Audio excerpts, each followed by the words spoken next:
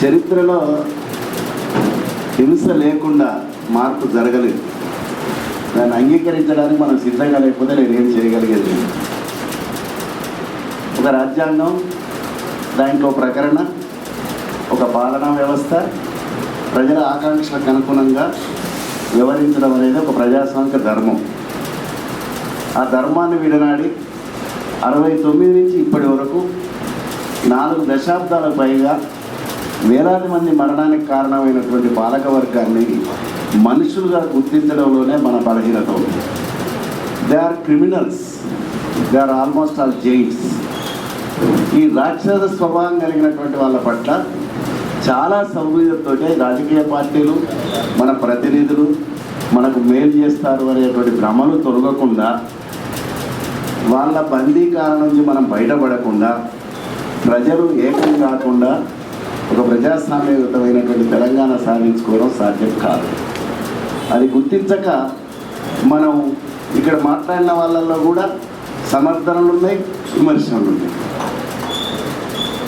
ఆ సమర్థింపు అనేటువంటిది కూడా న్యాయబద్ధంగా లేదు. మనమే ఇక్కడ మాట్లాడాము, ఇంత తెలంగాణ ఉద్యమం అంత దీర్ఘకాలికంగా ప్రపంచంలో ఏ దేశంలో ఉద్యమాలు జరగలేదు. ఇట్స్ అ ఫ్యాక్ట్, ఎక్సెప్ట్ పాలస్తీనా. పాలస్తీనా వాళ్ళు చేస్తున్నటువంటి పోరాట స్వభావానికి, తెలంగాణలో చేస్తున్నటువంటి పోరాట స్వభావానికి సారూప్యత లేదు. దీర్ఘకాలం అనేటువంటి కాలపరిమితి ఉన్నది తప్ప ఉద్యమ స్వరూపంలో సారూప్యత లేదు. కనుక పాలస్తీనాతో తెలంగాణ ఉద్యమాన్ని పోల్చడం అని అంటే చరిత్రను వక్రీకరించడం అయితే తప్ప అదొక చారిత్రక వ్యాఖ్యానం కాదు. మొదటిది నా అభ్యంతరం. రెండవది, ఉద్యమం కొరకు పుట్టాము, ఉద్యమ పార్టీ మాది అని చెప్పినటువంటి వాళ్ళు ఒకసారి కాంగ్రెస్, ఒకసారి తెలుగుదేశం. ఇది ఏ సూత్ర ప్రాతిపదిక?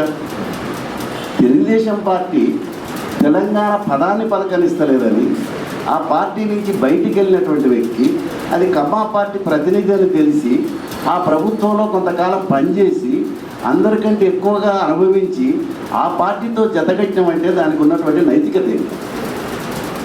ఆ నైతికతను, ఈ డొల్లతనాన్ని, మోసం చేసేటువంటి దగాకోరతనాన్ని ప్రశ్నించడంలో మేధావి వర్గం కూడా నిర్లిప్తంగా ఉంటారనేది నా అభిప్రాయం. నేను అనుకుంటున్నా, ఈ రాజకీయ పార్టీల స్వభావాన్ని, ప్రజలను మోసం చేసేటువంటి స్వభావాన్ని బుద్ధిజీవులు కనుక నిష్పాక్షికంగా నిర్మోహమాటంగా విమర్శించగలిగితే తెలంగాణ 15 రోజులు వస్తుంది. తెలంగాణ 15 రోజులు వస్తుంది. నేను గారు చెప్పారు, ఏ పార్టీకి దోషం అంటకుండా లేదు, అన్ని పార్టీలు కూడా దోషంగానే ఉన్నాయి. పాలక పార్టీలు అట్లుంటాయి. ఈ పాలక పార్టీ వ్యతిరేకంగా ఒక ప్రజా పార్టీని, ప్రజల సమూహాన్ని ఏర్పాటు చేస్తే తెలంగాణ ఇయ్యరా? ఇక్కడ చాలామంది మాట్లాడుతున్నారు, చాలా రకాల ప్రతిపాదన చేస్తున్నారు, కానీ ఆ ప్రయత్నం ఏమైనా చేశారా? ఎందుకు ఈ పాలక పార్టీలు ఈ దొరడభూసాలు తెలంగాణ వచ్చి ఏమవుతుంది? ప్రజల ఆకాంక్షలు వ్యక్తీకరించడంలో నష్టమేముంది? తెలంగాణ వస్తే ఏమవుతుందని ఒక ఉపాధ్యాయునిగా నేను అనుకుంటున్నా. తెలంగాణ వస్తే ఏమవుతుందని దళితుడు అనుకుంటాడు, తెలంగాణ వస్తే ఏమవుతుందని ఆదివాసి అనుకుంటాడు, తెలంగాణ వస్తే ఏమవుతుందని రైతు అనుకుంటాడు, తెలంగాణ వస్తే ఏమవుతుందని రైతు కూలి అనుకుంటాడు.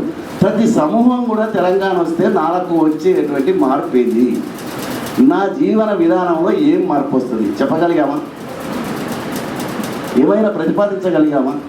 This change will come after formation of Telangana. ఈయన 5 నుంచి 15% రిజర్వేషన్, కేజీ నుంచి పీజీ దాకా ఉచిత విద్య, దళితుడు ముఖ్యమంత్రి. కాంగ్రెస్లో కలిసినోడు ఎట్లా ఇస్తాడండి? కాంగ్రెస్లో కలిసిపోయేటోడు ఇవన్నీ ఎట్లా అమలు చేస్తాడు? అంటే అసాధ్యమైనటువంటి సాధ్యాలుగా, చెయ్యని చేసేటట్టుగా మభ్య పెడుతున్నటువంటి ఈ దళారీ స్వభావాన్ని ప్రశ్నించినంత వరకు తెలంగాణ ఉద్యమం సజీవంగా కొనసాగదు, అది సాకారం చెందదు అనే నాకు బలంగా ఉన్నటువంటి అభిప్రాయం.